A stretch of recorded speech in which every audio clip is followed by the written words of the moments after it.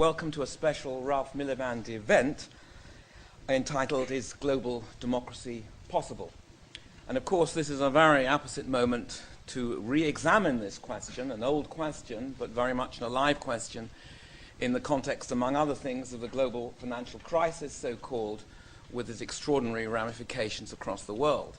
The thing about the global financial crisis is, however, that it's essentially an Anglo-American economic and financial crisis with the risks and costs partly externalized across the world, which gives rise to very profound questions about democracy, who's accountable to whom, what regulations for whom, to please what constituencies, and to what extent the interests of others that seem far away, but actually in socio-economic terms are quite close, are taken into account.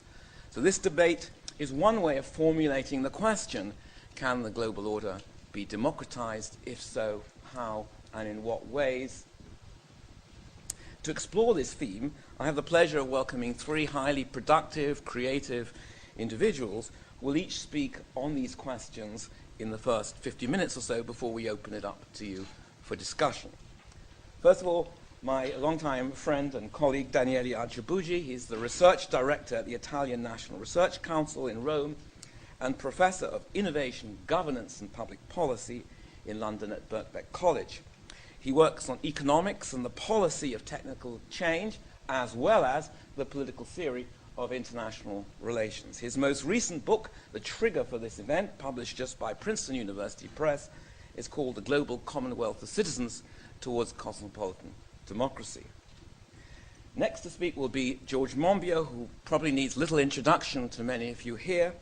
He's the author of several very best-selling books, including Heat, How to Stop the Planet Burning, The Age of Consent, A Manifesto for a New World Order, and Captured State, The Corporate Takeover of Britain, as well as, I should say, several wonderfully written investigative travel books, including Poisoned Arrows, Amazon Watershed, and No Man's Land.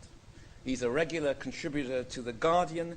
He's held numerous visiting appointments, and of course he's widely known as a leading commentator in public life. Next to him, and third but not last, is another dear friend and colleague, Professor Mick Cock, who has a chair, of course, in international relations here at the LSE, and is director of numerous centers here, building all the time in number. He's the director of the Cold War Studies Center and director of IDEAS, which is a center for the study of diplomacy and strategy. He's written many things, and in 2009 he will publish 2 volumes of his own writings, The Rise and Fall of the American Empire and the United States and World Order from the Cold War to the War on Terror. In 2010 he will publish 2 4-volume editions of key writings on the Cold War and US foreign policy. Daniele Archibugi, as I said, will speak first on the themes for 20 minutes, followed by George Monbiot and Mick Cox.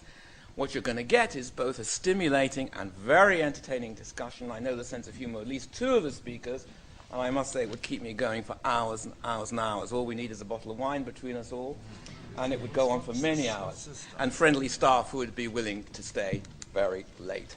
So regard this as the beginning of an engaging, I think, and entertaining evening, and it just remains for me to welcome our speakers. Welcome to the LSE.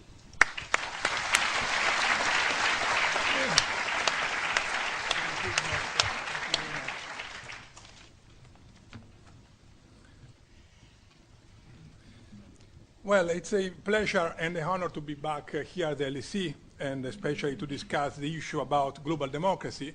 And in many aspects, I think that I'm coming back to square one. Because many years ago, in a historical period with many hopes, a group of us started to discuss the possibility of a cosmopolitan democracy. And therefore, the fact that David and a few others, we are a bit older now. We are a bit older, but we are still there, and on substantial issues, we haven't changed our views.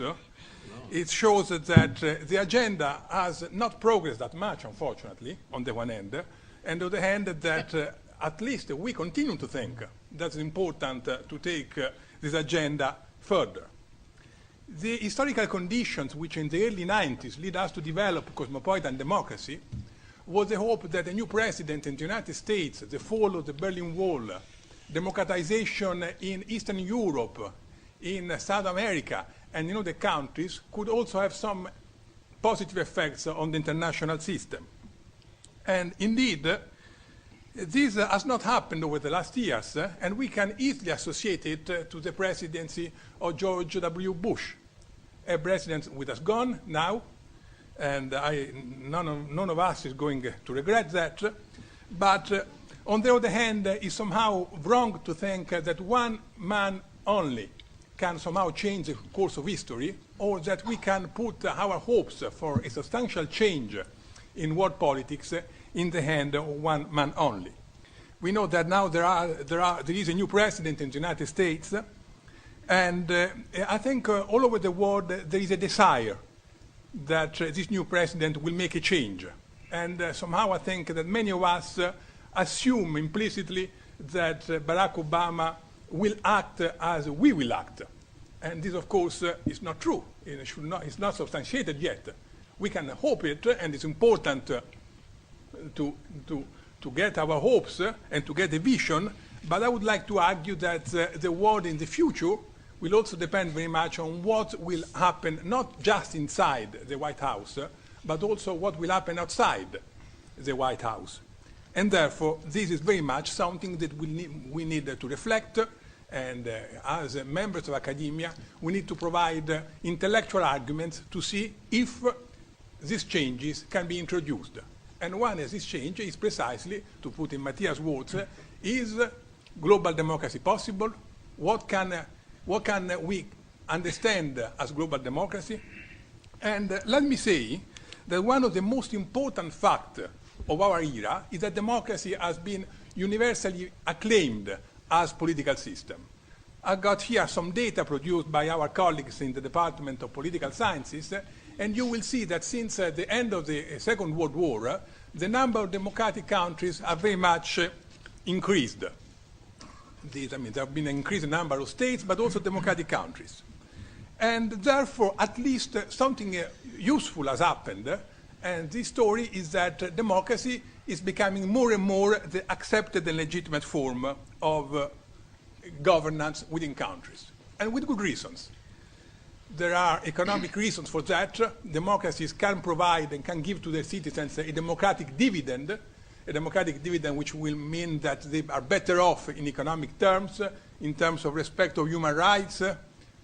I hear our other colleague, now that you arrived, and so on. And also because there is an intrinsic value of democracy, the possibility of citizens to be part and to take part in the place where they live. We also know that a substantial part of the world is not yet democratic, and indeed, here we start to have some disagreements on the methods which are accepted in order to expand democracy in other countries.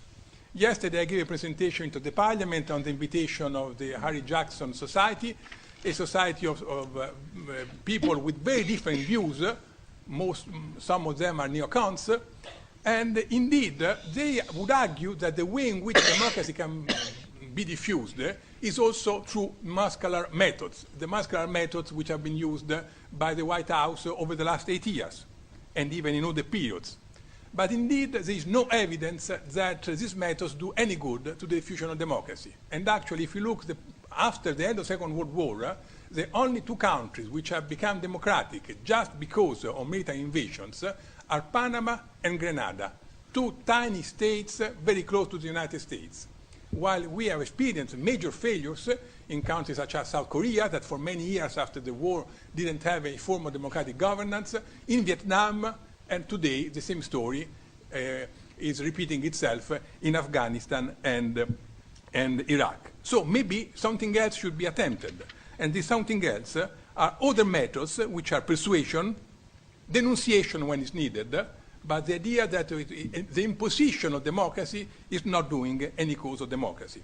On the contrary, I would argue that the military way and the military engagement of democratic countries in Vietnam first and in Iraq now has produced precisely the opposite effect.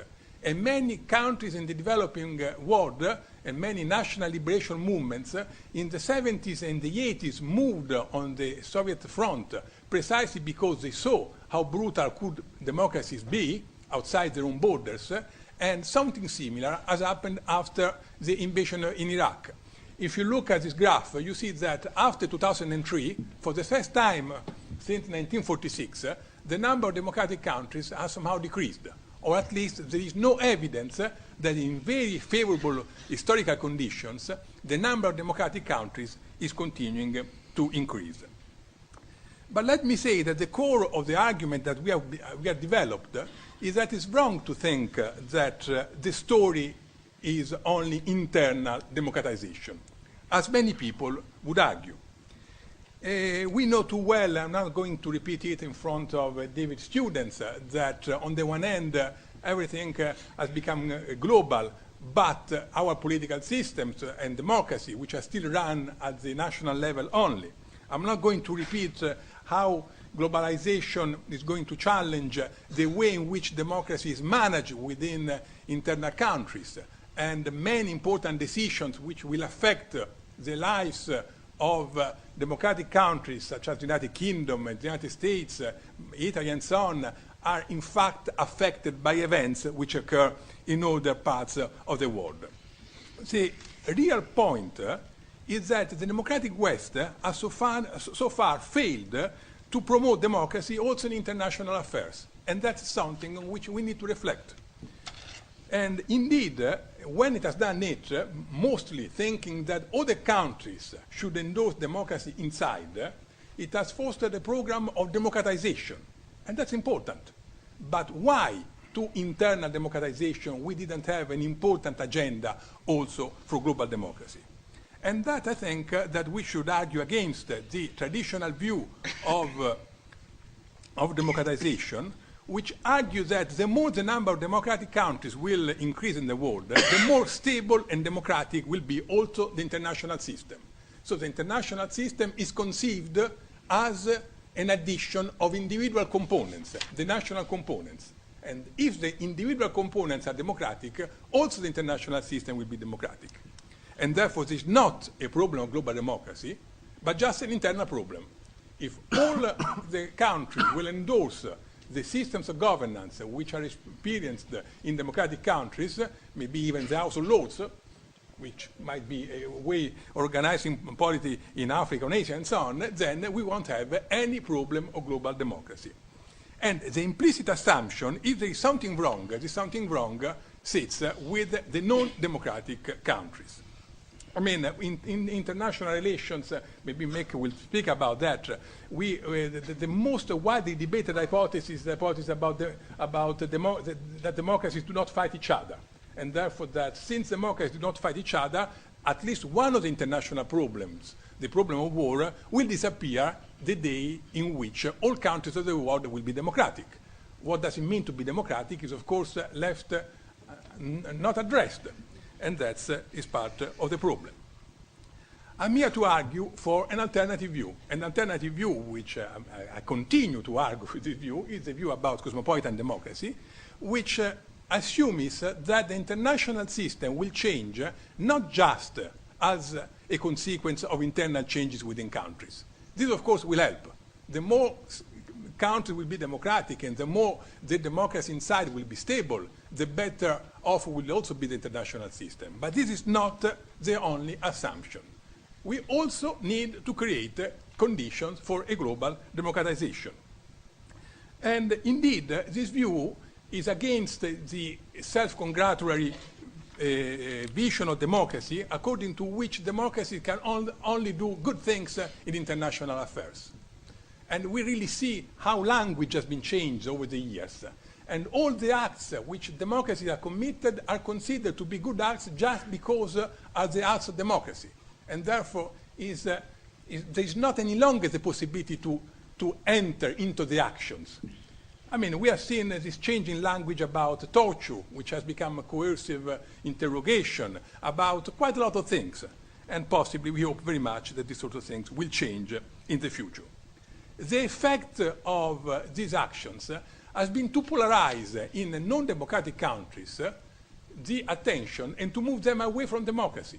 And actually many countries managed to have an effect which some people call the rally round the flag effect, which rather than making weaker despotic regimes, made them stronger. And this has created major problems because while in order to diffuse democracy, democratic forces need to have somebody with whom they can talk, persuade. If these people are not any longer trusting the Western democratic colleagues simply because they see how brutal can be democratic countries, in that case, there's no way in which democracy can be built in a bottom-up way.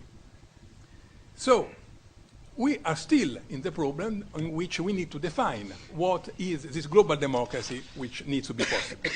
And indeed, in my book, which put together, here it is also because is going to be on sales outside, and therefore I've been asked to show it very well, even I think at discounted price. I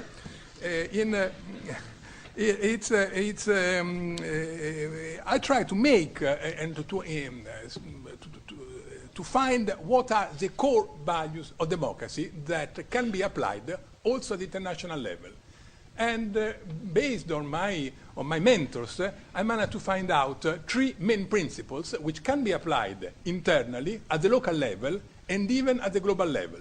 And I think I would like to reinforce the idea that cosmopolitan democracy is a conceptual framework which doesn't only wish to get a larger form of democracy, but also a reorganization of democracy at all levels of governance, including the local, where we often have problems, as David would have said, of overlapping communities of faiths, at the national level, at the regional level, and also at the global level. What are these values which are so general, which can put together the Western experience of democracy, non-Western experiences of democracy, direct democracy, representative democracy, and possibly even the new forms of democracy that in many ways we are trying to build. George Monbiot has just returned from Heathrow, and maybe he can also discuss a typical problem of democracy, which is a typical problem of democracy within one community, and maybe not only, because as a foreigner, maybe I will also have a stake to decide what Heathrow Airport should become, you know. But anyhow, these three values are non-violence in the way public choices are made, and I've taken this point from Norberto Bobbio. By non-violence is the idea that political factions should somehow create a preemptive agreement among themselves in order to discuss their own issues with methods which are not just coercive. It's something that we experience all over the democratic roots, a preemptive pact, and I would say this is not even a condition, it's a precondition. Karl Popper, which spent some of his best years at the London School of Economics, argued once that democracy is a political system in which you can change government without the bloodshed. Other scholars, including my Italian mentor Norberto Bobbio, have developed this idea and have seen how this constitutional pact could work. And if we look, this is the first condition. The other two conditions which I've taken from David Beetham are public control over decision and decision makers and political equality among citizens. And indeed, if we take into account these three core conditions of democracy, we see that the international organizations already in large part incorporate them. I mean, the main purpose of the United Nations is the prevention of war. But of course it's not enough. And possibly what we need to do is to make the United Nations more functional, for example, creating a better functioning judicial system, which so far doesn't really help in avoiding conflicts simply because it cannot express any opinion, or even creating a world parliament. And that's something on which at least David and also George Monbiot have agreed. We do not expect, of course, that with this world parliament we'll have the same power of the House of Commons. Of course not. But a world parliament, even if very limited powers, even the European Parliament has very limited powers, will be one way in which citizens will be represented in the political dimension independently from their own governments. And therefore will open up a way of comparing, confronting, discussing the views, which so far is not available to them. And therefore the citizens, including yourself, are represented in international affairs only when you feel that your government is really representing you. If you don't feel that your government is representing you because either you belong to the opposition, or because you belong to a minority, or because you have many stakes in common with other communities, you do not really participate in international politics. And this often leads to other forms of political expression, and many of these forms are not the desirable expressions, might be violent forms which somehow can be taken into control. The second aspect, thank you, public control over public decisions and decision makers is a key value of democracy, which is also what happens in international organizations. What distinguishes international organizations from other forms, for example, secret summits, is that at least we know what people say. I mean, it's not just a diplomacy. Often the international organizations are not effective. Often important decisions are taken outside these international organizations.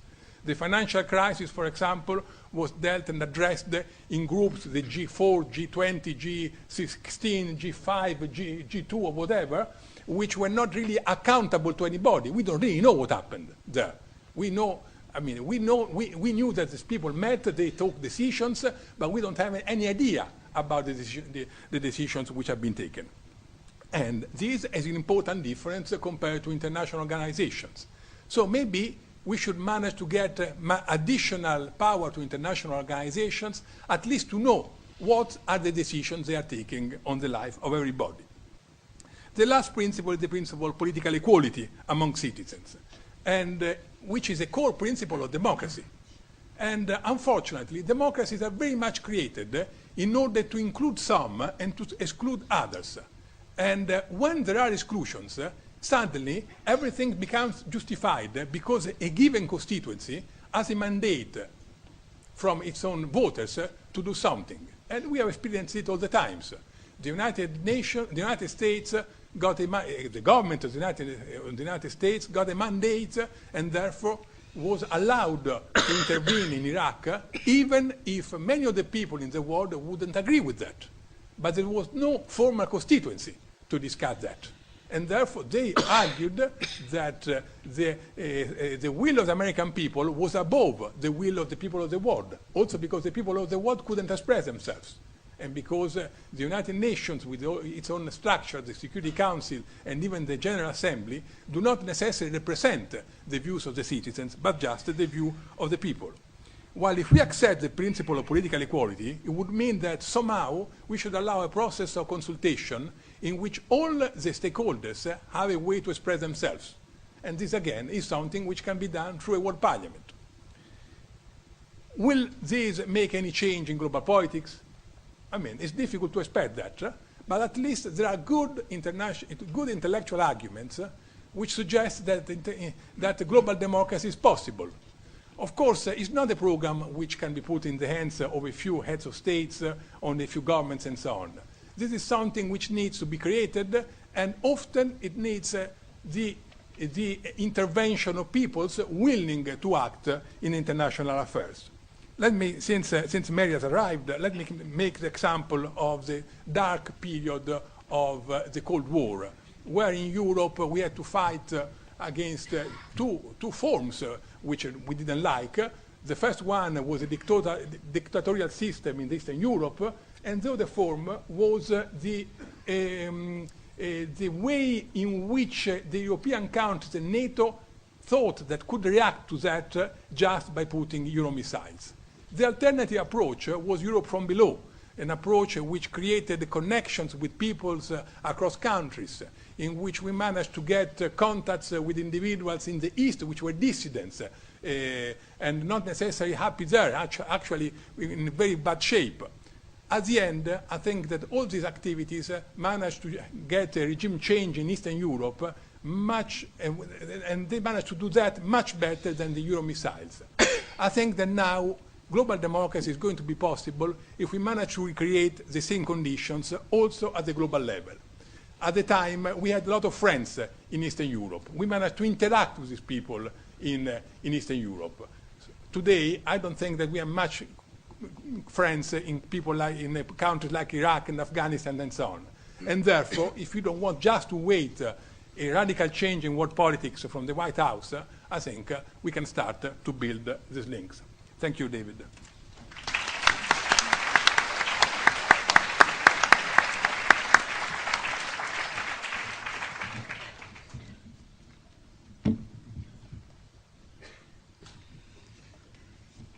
Monbiot. Thanks very much, David. Thank you, Daniele. I would like to take the discussion back a step and ask, is democracy possible? And it's a question perhaps we should be asking ourselves at the moment in this country. We have a government which was initially elected in 1997 on the back of a series of horrendous Tory sleaze scandals. And it came in vowing that we would see an end to that kind of thing. Well, none of those horrendous Tory sleaze scandals even touched the one that the government is currently embroiled in. And Labour, for all the promises that it made in '97, has really delivered the worst of all worlds to us. It has failed to institute the constitutional reforms that it promised, and it's very fitting and quite telling that the latest scandal is taking place in the House of Lords, the chamber whose comprehensive reform Labour has flunked again and again over the past 12 years. And it's failed also, of course, to deal with our grossly unfair first-past-the-post electoral system. It has failed to resolve huge questions such as the presence of Scottish MPs in the Westminster Parliament voting on purely English issues, such as the complete failure to democratise the English regions, such as the failure to introduce any meaningful participation within our representative system. When it has tried such things, there have been a complete farce, such as Gordon Brown's citizens' juries. And at the same time as maintaining this constitutional lockdown, which prevents any other political forces from really challenging the hegemony of the two main parties. So there's absolutely no prospect of being able to elect a government other than a Labour government or a Conservative government, unless there's a hung parliament and where somebody else gets a small share of power. At the same time, it has virtually eliminated the substantive differences between itself and the main opposition party. So it has left us with nowhere to turn. It has left us with nothing. It has left us with a complete collapse of public faith in the political and in the democratic process. And that collapse, of course, is self-reinforcing, because if we don't believe that the system can deliver for us, then we won't fight to improve that system and ensure that our demands are heard. And without that public participation, democracy is dead. Any democratic system is only as good as the challenges that the public makes to that system. And we're now in a vicious spiral wherein our loss of faith encourages politicians to wash their hands of us, which encourages us to wash their hands of them, and so it goes on until we are governed, as we are at present, by a bunch of creepy technocrats who have no concern whatsoever about public responses to the major issues. And every slithering cop-out that this government has ever engaged in, the failure to deal with the House of Lords being one example, the failure to regulate the financial markets, Peter Mandelson, they've all come back to haunt this government. And in fact, it's very hard to think of a slithering cop-out which hasn't. So, when we're faced with the question of is global democracy possible, we have to picture what democracy is. And we have to see how democracy at any level, whether it's global or regional or national or local, can be revitalized so that we see some restoration of public faith in the process and some idea that it can actually respond to us. And the breakdown we see in the United Kingdom is mirrored almost everywhere on earth. And one of the reasons for that, which both David and Daniele have alluded to, is that power has fled from the solely national domain, and many of the major decisions are taken elsewhere. And those major decisions are decisions over which we have no control or engagement whatsoever. Take the major institutions of global governance, for example. The United Nations is entirely controlled in terms of real decision-making power by the 5 permanent members of the UN Security Council. Now, people assume that the Security Council governs only security issues, but through Articles 108 and 109 of the UN Charter, those 5 permanent members have a veto on all the business of the United Nations. No resolution can be passed unless they all agree that it should be passed. And so, effectively, the votes of everybody else become irrelevant. Now, this is even before you consider that there is no connection at all between the way in which our national representatives vote and the demands and will of the people they supposedly represent. Let me give you an example of this. Hands up all those who can name the British ambassador to the United Nations. Right, I rest my case. Right. There is a complete disconnect, a total disjunction between ourselves and what we might wish for and what is done in our name at the international level. And what we see here is a classic case of photocopy democracy, that we elect a government for a handful of national and fairly parochial issues, and it's generally the economy, it's tax, it's crime, it's one or two other issues like that. Very seldom an international issue unless we're engaged in a war which actually threatens our national integrity. And on that basis, they first of all decide, right, well, we've been elected so we can do what the heck we want across a huge range of issues, regardless of whether those featured at all in the election campaign, and even these days, regardless of whether they're even in the manifesto. And even if they were in the manifesto, well, is it really relevant? Because we didn't vote on each of those policies. So they have no idea of knowing how, to what extent we were influenced by them.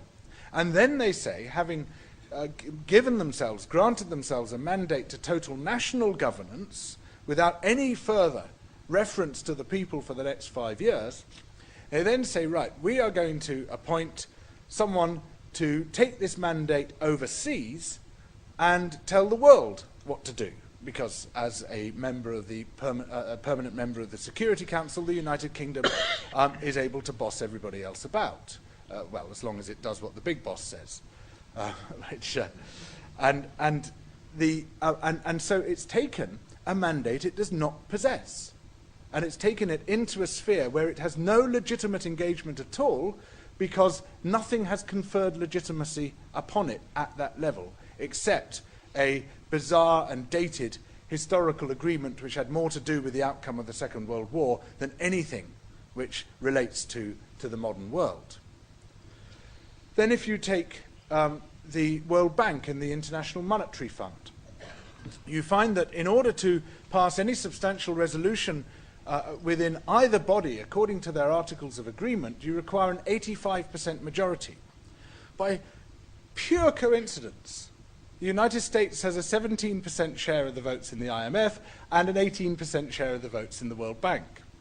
So, by just this remarkable chance, no decision can be made by the IMF or the World Bank unless the United States agrees to it, and the United States can scupper any attempt by all the rest of the members to make a decision within those organizations. And now what this means, and this happens regardless of who the president happens to be, what this means is that the United States Treasury, which has the whip hand within those organizations and which responds even today to what Wall Street wants more than to anybody else, can then dictate to the poorest people on earth what the shape of their economies will be and how they will live. And so you have the richest people on earth effectively creating the agenda by which the poorest must live. And there's a fascinating battle within the IMF and the World Bank which is always resolved in favour of the rich and powerful, which goes as follows. The smaller your stake in the outcome of the decisions which those institutions make, the greater your voice. The IMF and the World Bank have no say over the economy of the United States, and the United States has a total say over the World Bank and the IMF. The World Bank and the IMF have a complete say over the economy of Malawi, and Malawi has no voice whatsoever. It is the opposite of democracy.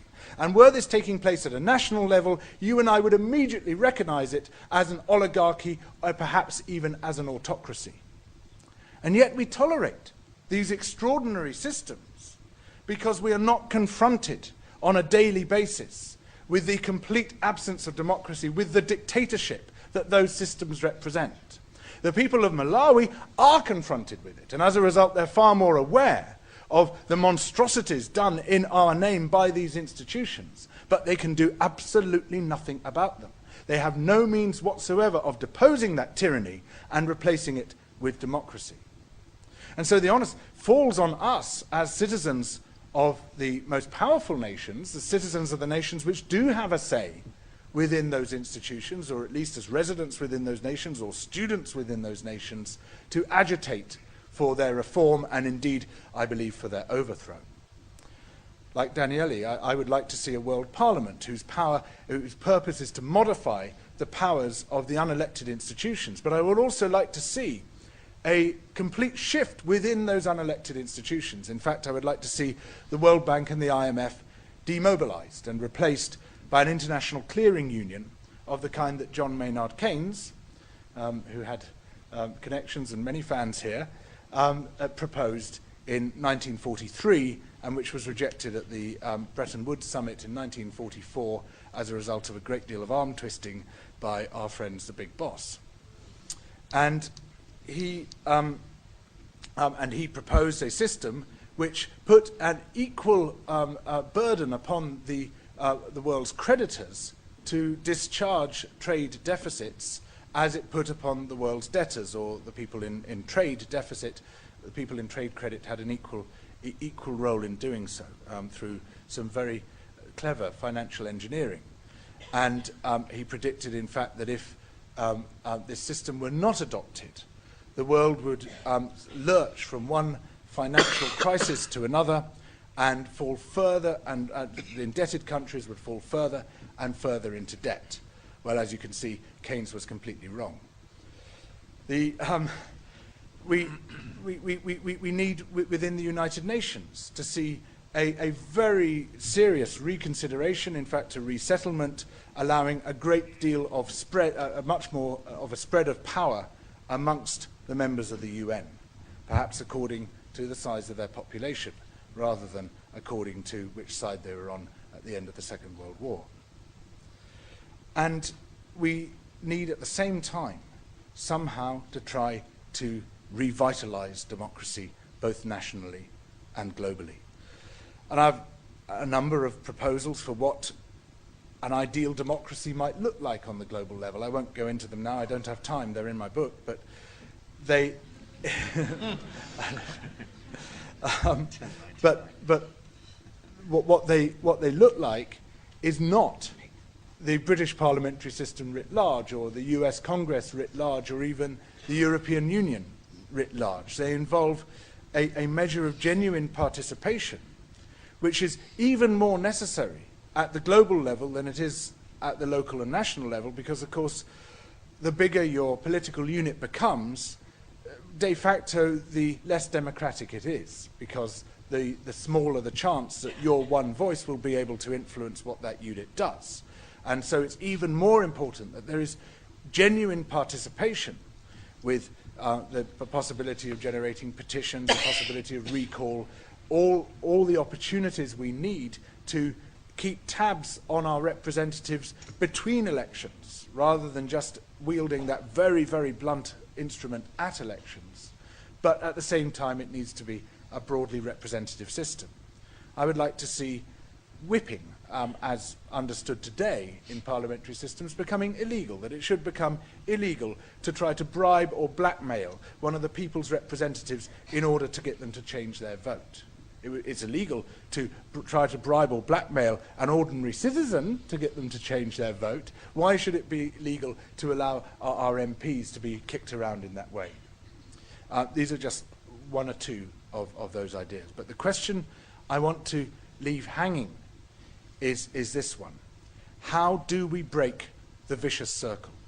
How do we prevent this spiral, which was not predicted by any of the great philosophers of democracy, from continuing, whereby we continue to lose faith in the democratic process such as it is, continues to pull away from us, and before very long, we end up with a complete disjunction between the will of the people and its implementation by our supposed representatives. In fact, they cease to be our representatives. And that is a question that is pertinent at every political level, and it's one I'd like to see us opening up for discussion this evening. Thank you.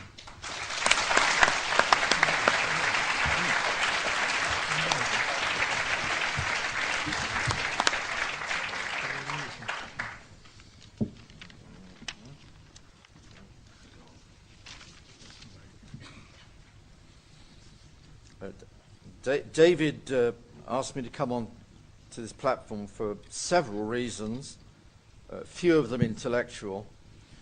But he said he wanted me to be the hard-nosed realist for the evening. I'll try. I'm even wearing a realist suit. I'm not so sure about the tie. Let me begin, therefore, with a realist assessment of where we are now, today. And let me start with a blunt and, I don't think, particularly realist, I think it's a pretty straightforward assessment, that the post-Cold War order is dead. And all the assumptions of the 1990s, and indeed of the first few years, I suppose, of the 21st century, I think they're also dead. What were those assumptions? Very quickly. Assumption one, the world economy would grow with a few blips along the way, a few crises here and there in Southeast Asia in 1997, but overall the world economy was in an upward trajectory. Gordon Brown's name has been taken in vain this evening, but I do remember dear Gordon saying that he had overcome boom and slump. Well, that has gone. Although he's always in a slump psychologically, as far as I can see. Secondly, and I think this was an assumption of the 1990s, that whatever the problems were with globalization, and I've sat in this room and many others with David and Martin Wolf debating globalization or chairing debates about globalization, but whatever divided Martin Wolf and David on the question of globalization, I think there was at least an underlying assumption that globalization was inevitable. It was there. It wasn't going to go away. And I think thirdly, without sounding too much like Francis Fukuyama, whom I've never been compared to before, even if you didn't think the end of history had come to an end in 1989, the 1990s did open up at least some kind of political optimism about change. Now, of course, much of that optimism may have been misplaced, and of course, if you lived in former Yugoslavia, or in downtown Sarajevo, or in Rwanda, you didn't feel too optimistic. But overall, thinking about the 1990s, at least from my own perspective, it was a relatively optimistic period, in terms of at least believing that the future belonged to the good guys overall. I think what has changed, and has changed very rapidly and unexpectedly, over the last year in particular, although Bush has prepared the ground, is that I think all of these assumptions are really now either to be questioned or been proven to be wrong. The only thing I would also say is that all of us experts who failed to predict the end of the Cold War, predict nearly everything else in the 1990s, many of the experts here at the LSE also didn't predict the crash. When the Queen came here to open the new academic building, she turned to an unfortunate economist and said, "Well, why didn't you know it was coming?" And he didn't have an answer. Well, that's economists for you. But there's no question that, particularly over the last few months, and certainly over the last year, an annus horribilis if I might quote the Queen back in 1992, just after Windsor Castle had burnt down, and Diana and Prince Charles were divorcing. And 2008 is really the beginning of a long downturn. It seems to me you don't have to be an economist to see that, and it's not going to last for a few months or a couple of years. We are, I think, in an entirely new cycle. Within that cycle, which I think is now downwards, globalization, it does seem to me, is not just to be criticized. There is no inevitability, it seems to me now, about globalization. And I think what this has induced, at least in the short term, far from being greater political optimism, has been a high degree of political pessimism. Largely because nobody has any answers. Old answers which were tried seem to be cast into the dustbin of history in 1989, and nobody knows which way forward. And of course it has produced, I think as George has pointed out, even before 2008, we have seen some pretty deformed forms of democracy. George mentioned the United Kingdom. I'm too polite, of course, to mention Italy in front of Daniela. But I have to say that if you think the UK is bad, try Italy for more than 20 minutes. And this may be indeed I think it's not just an Italian question, as they would say. This is clearly something more about the corruptions of democracy, even in so-called democracy. You don't have to go to Kenya or Nigeria or Zimbabwe to see the deformations. And again, this is producing pessimism politically. Now, in this rather pessimistic situation, there are two rays of sunshine.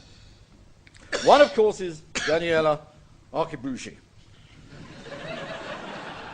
Every morning I wake up, I say, thank God for Daniele Archibugi.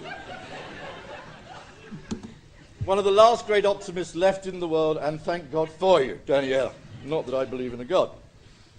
The second great ray of sunshine, politically slightly more significant than Daniele, is the President of the United States of America, Barack Obama, about which I am altogether far less skeptical than I think Daniele was in his opening remarks. No doubt, and nobody for 1 minute, unless you're a complete madman or madwoman, believes that one man is going to change the world. But I do have to say, Daniele, that I felt a lot happier on November the 5th than I felt on November the 4th before the American people went in and voted for him. It's not just that he's the first black president. I'd also say, turning the argument not against you, but using your argument, one might almost argue that he may be, in fact, the first cosmopolitan president to hold that particular office. Not only just in terms of his own background, but certain things he has said. The limits of what he can do are going to be enormous. The choices he's going to make on the Middle East may be dubious. And no doubt, looking at the advisors he's got around him, are basically a bunch of kind of rehashed Clintonites. I don't think he's going to do anything too radical. Still, as I said last week, somebody else that David and I have had here many times before, Robert Kagan, a neocon who now denies he ever was one. I have never been a member of the Neoconservative Party. He sounds like a member of the Communist Party of the United States of America in 1951. Before the House Committee of Un-American Activities. I have never been, you know the story. But the point, I think there is still something we must grasp, more optimistic from that election, Daniele. Its impact around the world, I think, has been truly extraordinary. Its consequences in lifting people's spirits, if only temporarily, I think has been enormous. And I'd also say, if not Barack Obama, then who? That brings me really, I suppose, to the three issues I want to raise with Daniele. I read the book and I listened to his comments here this evening. And these are challenges, really. And I suppose the first challenge, really, Daniele, to what you say in your book, or as I read your book, and I think implied in what you said here this evening, and this is where my realism and my pro-imperialism, no doubt, comes in, is about the United States. Brings me to my first issue. Or at least a question to Daniele and his book. Is he not just a bit too critical of the United States' role in terms of democracy? Now, I always say this because nobody ever believes me. I'm no apologist for the United States of America, and over the last 8 years, David and I and many others in this audience have been some of its fiercest critics, and I share many of those criticisms. But I suppose I do raise this question with you, Daniele, which I'd like a serious answer to, obviously, is can we envisage any form of democracy, even of the deformed, problematic, queer kind, if you like, in the late 20th century, without the United States? It's a difficult question, but it's one I think, not just as realists, we have to ask. In its own half-hearted, none too convincing way, it has, not always consciously, sometimes accidentally, pushed back the boundaries of authoritarianism, which was far more the norm, the political norm in the mid-20th century, and certainly the beginning of the 20th century. It seems to be too much of a coincidence to talk on the one hand about the rise of the United States as one of the key narratives of the 20th century, seeing then the emergence of, however we want to define some forms of democracy, and not associate the two things together. And by the way, in 1945, it wasn't just Panama and one or two other countries you mentioned, which became democratic because of the role of the United States and others, including the Soviet Union, of course. It was also Germany and Japan.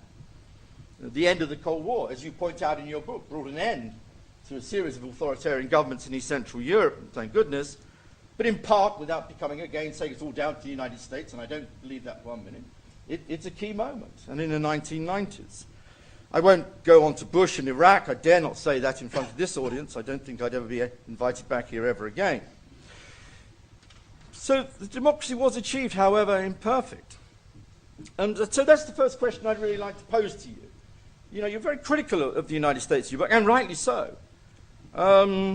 In Gaza, of course, the United States promoted democracy and then refused to recognize its results, with all the disastrous consequences the people of that region and of that particular area are now living with. So that's the first question, really, Daniele, to kind of come to terms with it. Come to terms with the role of a particular state in the 20th century and what we say about it. It is easier to get away, it seems to me sometimes, with kind of easy assumptions about the role of the United States, and I just want to kind of raise that. The second question I want to raise, and here I'm almost going to sound like a neo-fascist, but there you go, I'm wearing my realist suit, so I can say what I like. Daniele makes in his book two very strong statements, a number of very strong statements. Daniele never sits on the fence, which one of the reasons I love him dearly. But he says about democracy, that democracy always in every place is more likely, or as Daniele suggests, better able to satisfy the needs of the world's population than any other form of government. On page 86. Just for the footnote freaks. And then again on page 87 you asserted even more strongly, I deem that democracy can bring long-term benefits to all the inhabitants of the earth. Yeah, well, okay. I am a Democrat, I have to say that again. Yeah, I think there's a certain degree of naivete in that argument, to be perfectly blunt. David said go for it, so I'm going to go for it. So this is not being recorded. It's under Chatham House rules, of course. Nobody will ever say what I've said here this evening. Well, let me be blunt. I mean, China and Russia have governments that are not especially democratic, but until now have been seen by Chinese people and Russian people as being, broadly speaking, legitimate. And it would seem, until now at least, and we'll have to see the impact of the world economic crisis on both, relatively popular. We may not like them. We may not like the fact that the Chinese Communist Party runs China or that Putin runs Russia, but they have got some level of legitimacy, and according to Chinese people, and many Russians, at least until now, have provided some level of benefits to the peoples of those two countries. Iran is quasi-democratic. I wouldn't want to call it fully democratic, but it wants nukes. India is very democratic, but there's hundreds of millions who live in poverty. Moreover, I might push you even further, Daniele. If we had true and fair elections in Saudi Arabia tomorrow, would we get a government that benefited people over and above what they have at the moment? I'm not sure. I simply think that is a difficult question. And I'm not sure, therefore, that your statement about democracy simply holds completely. Serbia, after all, in the 1990s, had an elected government, and who they elected into power was Milosevic. Israel is a democracy. I'm told even the European Union has a democratic deficit. So it does seem to me that contained in your book is an assertion about democracy, the broad moral and ethical terms with which I disagree, but I just think it needs a little bit of fleshing out, or it needs more problematizing, to use that appalling word. The third and last question I'd raise then, David, towards Daniele is this. Daniele, you have fantastic optimism about international organizations, and you want to create some new ones. And that's great. Perhaps more so now than ever we need that. And I agree with David on this issue. You know. At this moment of global economic crisis, the one thing we need is the institutions of global governance to actually manage this. Otherwise, we are going to return to something dangerous and horrible. It's not going to be a rerun of the 30s, but the dangers are there. And this crisis, as I said earlier on, is going to go on for a long time. And it's going to bring out some pretty vile and unpleasant attitudes around the world.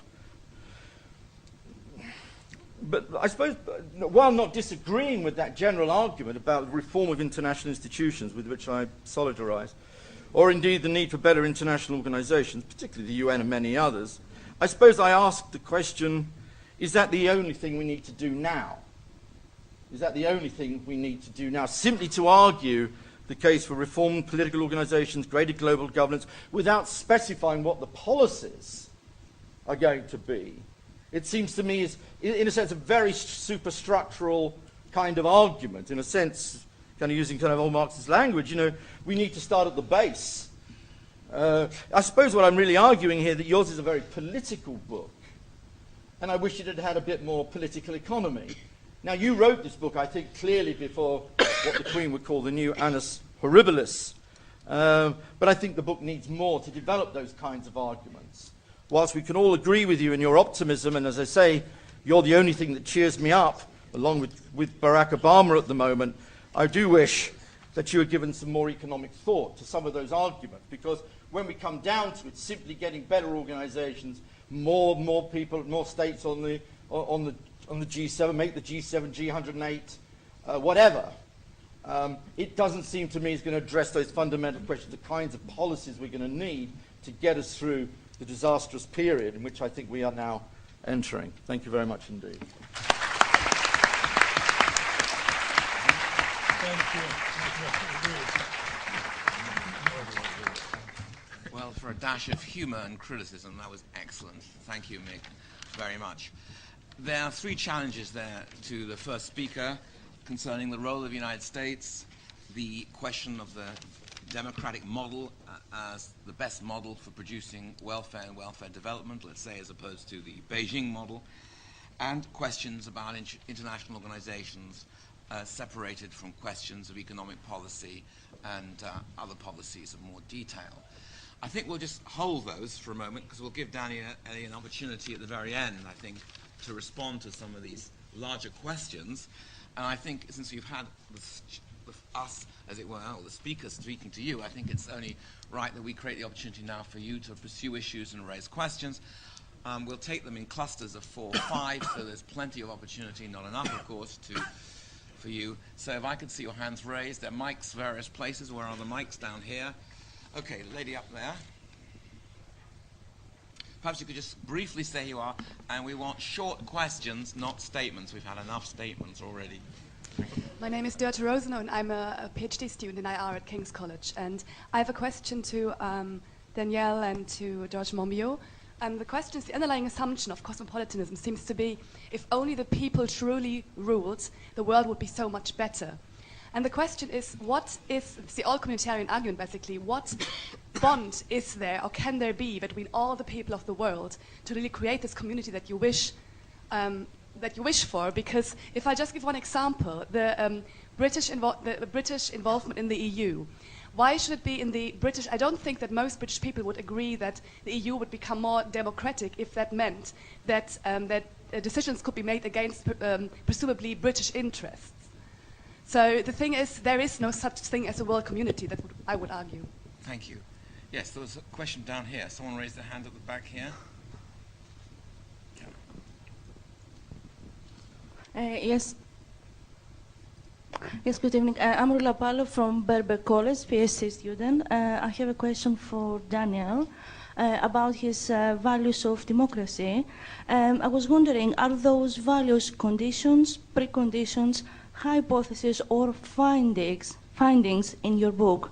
And also, how do you actually conceptualize theoretically these values? What is your theoretical framework or the broader theoretical framework based on the political framework that you were discussing or politico-economic framework that you rely upon in order to produce these values of democracy? This is question number one. I've got a few more questions, but I should have liked to give a chance to some more people to talk. Good idea. Thank you for the self-restraint. Yes, gentleman over here. You can answer that one. Mo Masouleh, an Iranian, educated and trained by the Brits, worked most of his career for Americans. A low-level question and a high level. The high level, if within EU the countries can decide between the 25 or whatever it is, and with Slovenia not just getting to the top of it, why on the UN level the same can't be held? It so happens the 5 have the bomb, but in principle, what does it take to actually, in UN, the decisions to be made by the majority? That's the high-level question. So far as democracy goes, BBC's decision for refusing to actually broadcast an appeal by a third-party organization, how democratic is that? Thank you. Yes, lady up the top. I'm Abby Innes. I teach political economy in the European Institute. I'm hoping to persuade George Monbiot to be optimistic. I don't know if that's possible. I'm wondering if the current financial crisis should give us some cause for optimism, in the sense that, doesn't it mean a partial, at least, collapse of the kind of dogmatic economic liberalism that we've seen? And it's that economic liberalism that's really constrained party political strategies. And it's also a dogmatism that in many places has discredited political liberalism, because it seems to have been bought at such a high price, particularly in places like Central Europe, for example. So I'm wondering if the current crisis holds the potential for the reopening of genuine political choices, because it reopens the economic arena as the main area of political contestation. And in the 20th century, it was the economic arena that allowed the development of post-war democracies, because it's an area where you can negotiate. So I'm wondering if you can be optimistic about that. Thank you for your very clear question. Let's just take one more before we... Oh, no, you've had a... No. We're not going back to the same speaker. Is there anyone down here? Yes, gentleman at the back. Hello, I'm Daniele's colleague, Suhi Lee from Birkbeck. I have a very small question, specific one. What do you think about the expansion and deepening of the internet and the digital world? How does that aid, in any specific ways, the fulfillment of your global democracy? Okay, that's 5 questions. I think that perhaps you would just take 1 or 2 each, or I'm keen that nobody's question drops away, but we want to have further rounds of questions, so if you could just be sharp and to the point with indicative answers more than full answers, because there isn't time. So, should we start with you, George, to speak up 1 or 2 questions directed to you? Thanks, yes. I'd like to address that one and also the first question, if I may. Yes, I do believe that you're right. The question is, where is the mobilization going to come from, which then pushes for these new economic and therefore political policies? And what we have lost, among many other things over the past 20 years, is our base. We're very good as campaigners of any variety at mobilizing for instant events, at creating a presence on the streets, at making a lot of noise, and then we all go home again and forget about it. And we've lost the base, whether it's the trades unions, whether it's the religious-based organizations, whether it's the broad social democratic organizations. They have gone, by and large. And somehow we have to recreate that, because without it, nothing can change. One of the very striking things which differentiates this financial crisis from similar ones in the past is that there is not a movement waiting in the wings with an alternative agenda to sweep in and say this is what needs to be done. And that's partly because the striking alternative agenda which was there before has collapsed and proven not to work. But we have not used the past 20 years to develop a different one.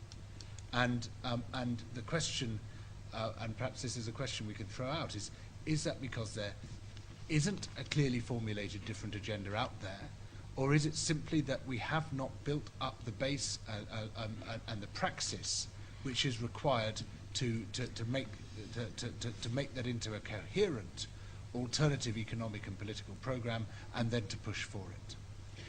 On the first question, and it's another interesting question, what creates a global community? Well, in a way, it's it's a great deal easier to answer that question at the global level than at the European level, because the community of humankind is pre-established by the fact that we all belong to the same species.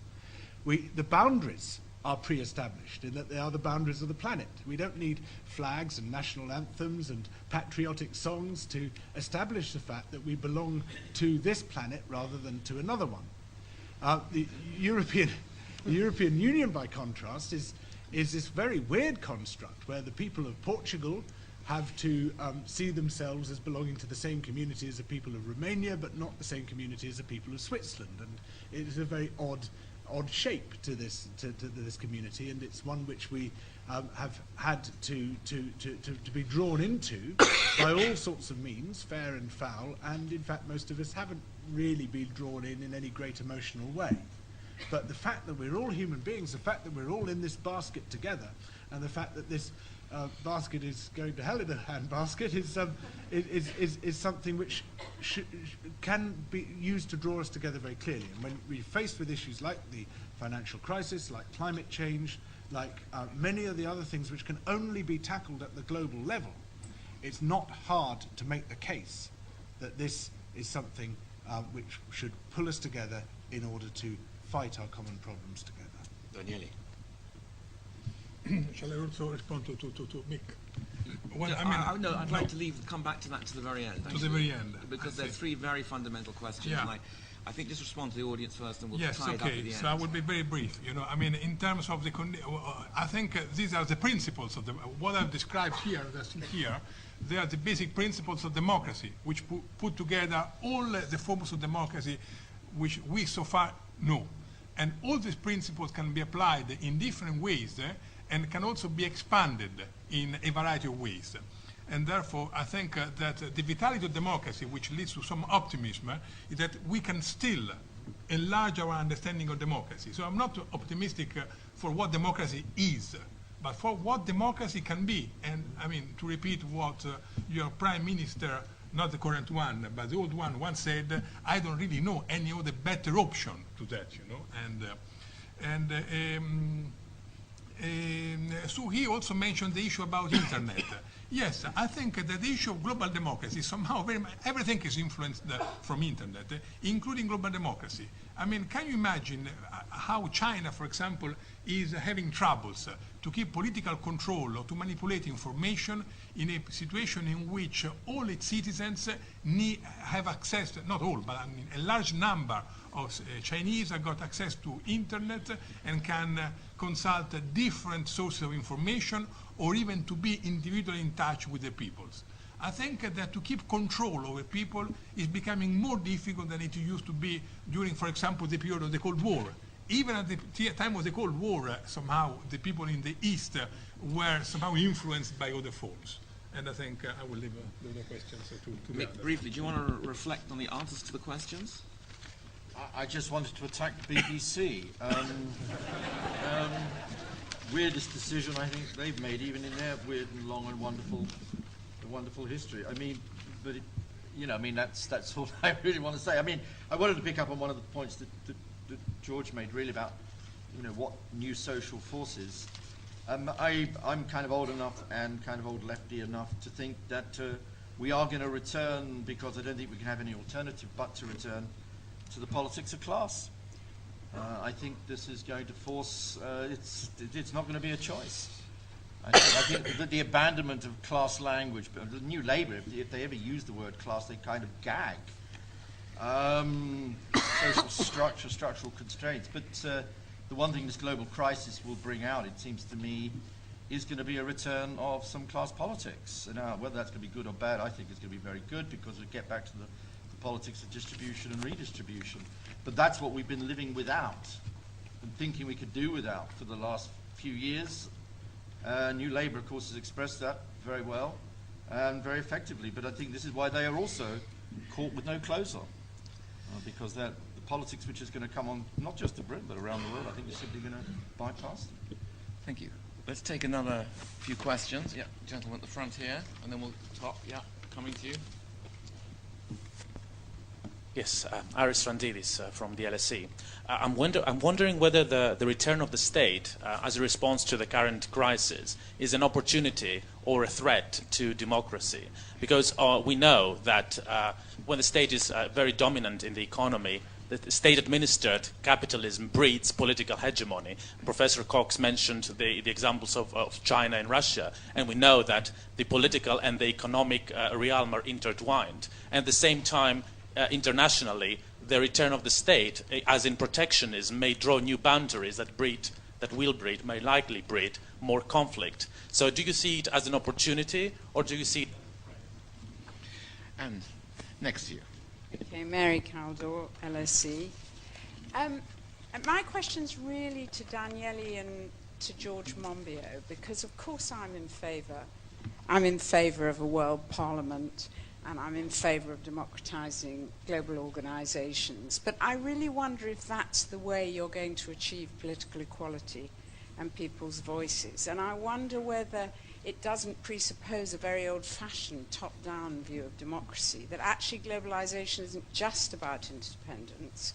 It's about a new kind of individualism. It's about people acting in new ways. Yes, the old-fashioned base is eroded, but there are all kinds of new forms of activism, like political consumerism, like internet activism, that changes the mood. And a lot of decisions do get changed, not through the traditional mechanisms, but through a change of mood that affects the world, that affects different countries. You can't any longer expect to change things by voting. You have to be able to influence people in other countries. And finally, related to that, the significant, and this is actually perhaps to Mick, the significance of Obama seems to me precisely the new type of movement he created.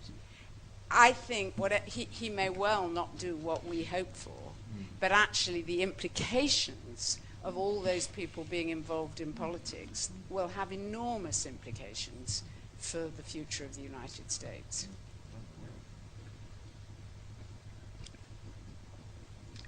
Gentleman there, yeah. Hello, I'm from the LSE, from the Government Department. My question is, those behind you are the values of democracy, so the values that should underpin democracy. But what makes democracy a value in itself? I think those are quite nice, as well as a loose definition: non-violence, public control, political equality. But I think there are many other systems of arranging life, and I'm not sure about the value of democracy in itself, especially because democracy has been over the years and many things.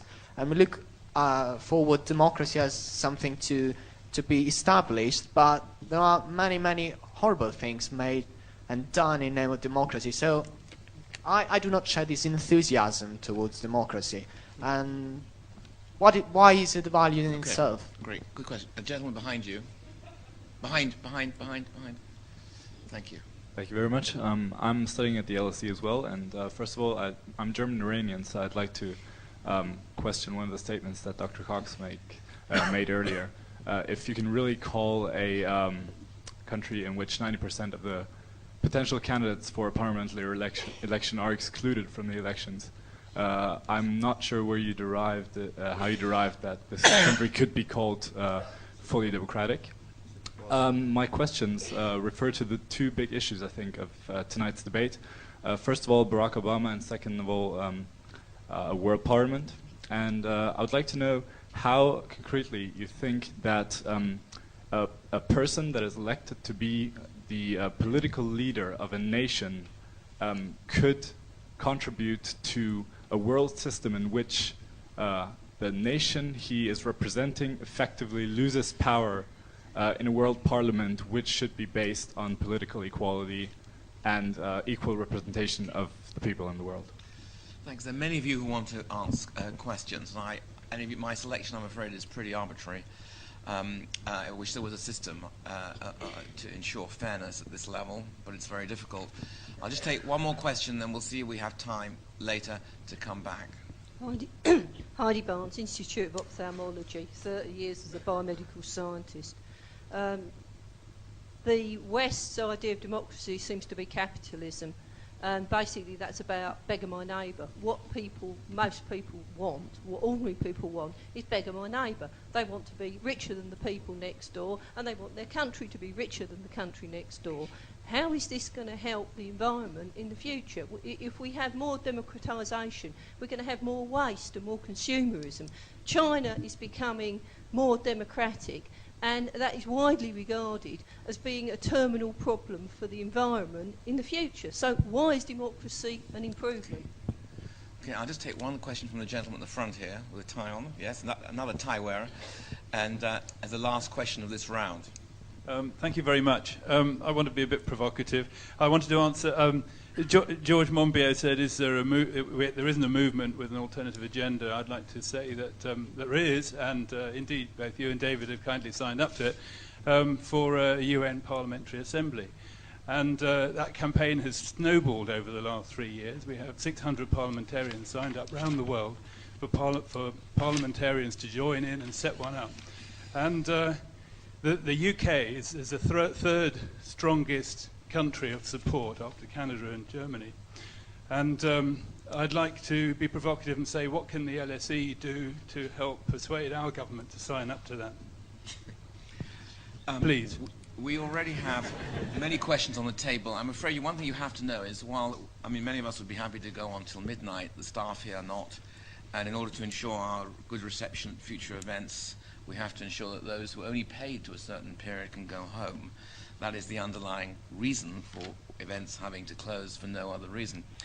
I'd like to give Mick an opportunity first to respond to one or two items that might come to you, then George, and then perhaps Daniele will wrap up and address Mick's big questions as well as the outstanding questions. And if there's time, we'll perhaps raise one or two other issues. But why don't we start with you, Mick? I'll be very, very quick. The point, quickly, an empirical point about Iran, I know exactly what you're saying. That's why I threw in the word quasi-democratic. But there are some democratic forms. That's all I was kind of pointing towards. I understand perfectly well the absence and the limitations, so I wasn't being naive. I was simply suggesting that what I think I was more generally suggesting that even quasi-democracies or mobilizing democracies or nationalist democracies can sometimes do some pretty horrible things. That's what I was trying to say. Israel is, whichever way you cut it, internally in terms of Israel is broadly speaking a democracy. But still does some pretty appalling things. 1990s in former Yugoslavia, Milosevic got some form of democratic mandate and did some pretty atrocious things. The only thing I was really trying to make the more general point, and I'm sorry about the clarification on Iran, was simply to make that point. The Barack Obama point I really did want to stress, not out of any false naivete about what Barack can do, or about the constraints upon him and indeed upon the United States more generally. But I pick up on Mary's point that I think we can sometimes be too cynical about the United States. There's been a lot of anti-Americanism, and it's very cynical too about the political process. And you could be pretty cynical about the way Barack even got elected. After all, he spent $635 million getting elected. It was a rich man's election. He actually spent, which I actually find really great, actually spent twice as much as the Republicans, which cheers me up no end. You can make all sorts of comments about that election and all the nonsense that went with it. But I have to say, I'm surprised myself. I was quite inspired by it. And not just because it was the first African American, although I think that is a huge symbolic power around the world. Huge. I don't think we've even fully grasped the implications of that. Not just in terms of American terms, but the message it sends.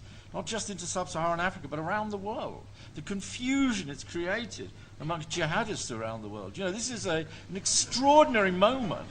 And I'm simply trying to say that without any kind of, rose-tinted glasses about Barack and the limits of what he's going to be able to do, particularly on the Middle East, where the Israel lobby is so powerful in the United States, I think we have to pick up on that. The other thing I'd simply say also about Barack Obama's election, I don't think it was just an American election.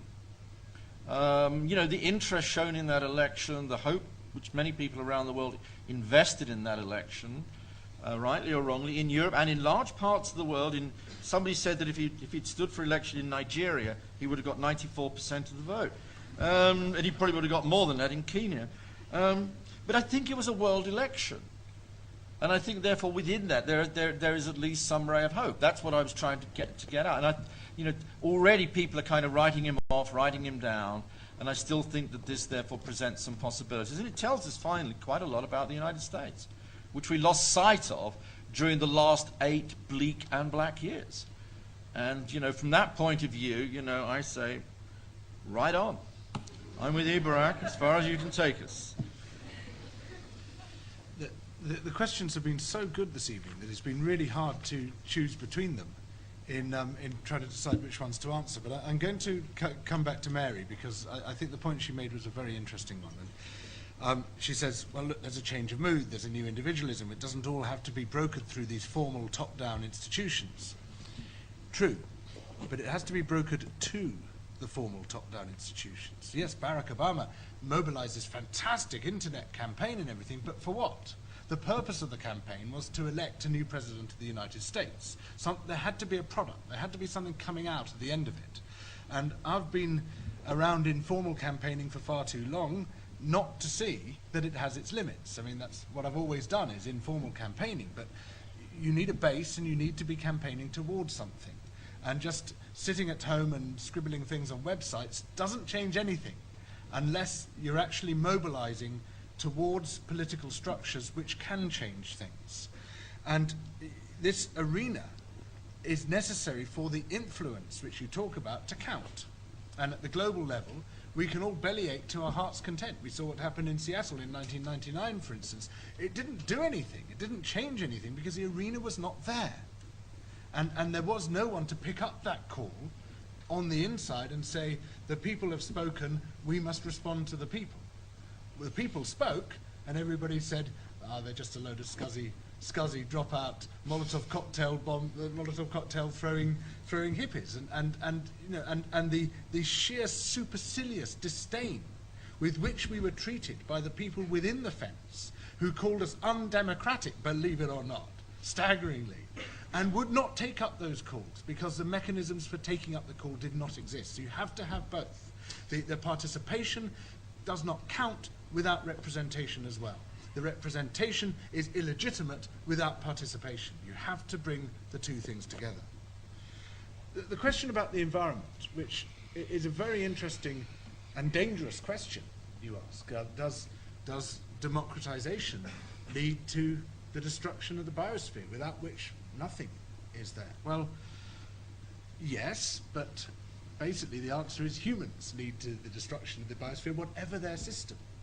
We saw what happened in the undemocratic systems of the Eastern Bloc under communism, which were incredibly destructive environmentally. I mean, considering that their resources were more limited than those of today, it was amazing what they managed to achieve in terms of seriously buggering up the biosphere. Climate change, man-made climate change, kicked off big time about 5,000 years ago when Neolithic people started clearing the forests, and there was a very clear carbon pulse into the atmosphere which caused very significant global changes as a result of that clearance. We are the problem, we are also the solution. And unless we are allowed to mobilize to create that solution, we just remain the problem. And within a democratic system, what you require is advocacy. And in this case, advocacy on behalf of the environment, advocacy on behalf of people weaker and poorer than yourself, advocacy on behalf of the unborn. It will always be a struggle. But without that opportunity for advocacy, there will only be destruction. There cannot possibly be a solution. Thank you. So, Daniele, do you want to start with perhaps with mixed overarching questions to Yes. begin with, and then work out to the audience? Yes, I got 5 minutes only, and that's already 5 minutes too many. So I will try to be as short as possible. I mean, some of you may have noted that I'm Italian. And I come from Rome, and as many of you, I think, have been in Rome, you should know that Rome in June is a very hot city. The hottest June we had in Rome was in 1944, the 4th of June, when the Nazis and the fascists were leaving the city, going to the north, and killing people on the street, prisoners, Jewish, partisans, some of them were killed in the street. And actually, in the very place where I live now, next to Porta Maggiore, it was the place where the Allied were coming. But I mean, everybody was afraid. All the blinds were shut. Nobody was in the streets. It was very dangerous to be there. And then suddenly the miracle arrived. There were the American soldiers from Via Prenestina and the English soldiers from Via Appia. And everybody opened the shutters, everybody started to greet them. And the American soldiers, the first people who saw them, were black soldiers. They were singing jazz songs when jazz was forbidden during the fascism. I mean, you could be arrested to listen jazz music in Italy. And they were also doing something bad at the time. They were also distributing cigarettes, but at the time they was not. So when Mick said that I'm an anti-American, or that I got a very harsh view about America, that's true. But because I'm still stick to the American promise and the American dream, which we Italians experienced in 1944. And not only Italy, also all the parts of the world, of course, all Europe and all the parts of the world. And I think that American democracy should stick to these promises. And when the American democracy went away from these promises, from this American dream offered to the world, as it did in Vietnam, should be or as it did in Iraq, it should be announced, and we should go back to the original spirit of the American democracy. I say in the book, among many other things, that international organizations, including the League of Nations, including the United Nations, are somehow the products of two important American presidents. And we need to go back to this American spirit. So, am I too optimistic about democracy?